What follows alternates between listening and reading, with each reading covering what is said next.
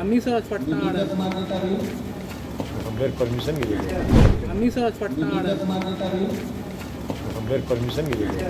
अमित शाह आज पटना आ रहे हैं।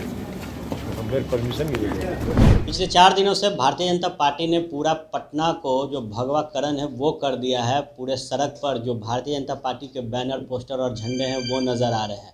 भारतीय जनता पार्टी संयुक्त मोर्चे की कार्यकारिणी बैठक कर रही है और बीते दिन जेपी नड्डा पहुंचे थे और आज भारतीय जनता पार्टी के कद्दावर नेता और केंद्रीय गृह मंत्री अमित शाह पटना पहुंचेंगे और इसको लेकर जो सरगर्मियां हैं वो तेज़ है।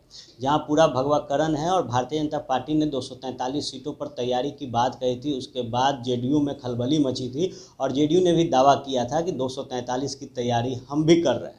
लेकिन आज अमित शाह के दौरे को लेकर जब जनता दल यूनाइटेड के राष्ट्रीय अध्यक्ष और सांसद ललन सिंह से सवाल पूछा गया तो वो बिखर गए। उन्होंने साफ तौर पर कह दिया कि अमित शाह आ रहे हैं तो क्या वो हमसे परमिशन लेकर आएंगे। इसके साथ उन्होंने दोबारा इस बात को दोहराया है कि जनता दल यूनाइटेड भी 243 सीटों पर अपनी तैयारी कर रही है।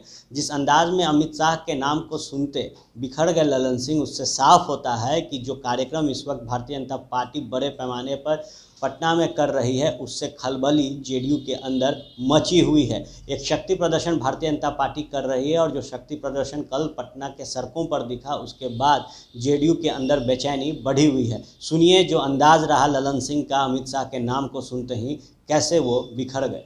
243 सीट पर हमने तो कहा है कि 243 की तैयारी होनी चाहिए। हम लोगों की 243 की करते हैं। मुख्यालय प्रभारी श्री अमित शाह आज पटना आ रहे हैं।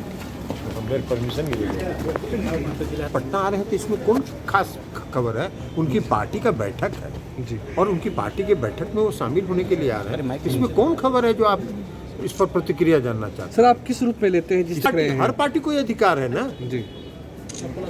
अब ऐसा तो मालूम है नहीं कि आपसे परमिशन लेना चाहिए किसी भी पार्टी को करने के लिए सम्मेलन और तैयारी।